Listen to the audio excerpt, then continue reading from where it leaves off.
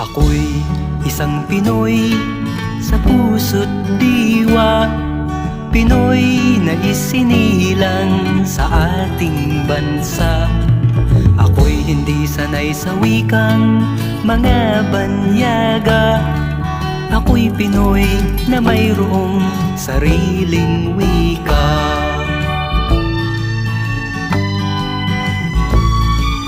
Wikang pambansa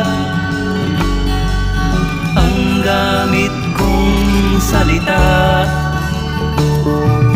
bayang kong sinilangan,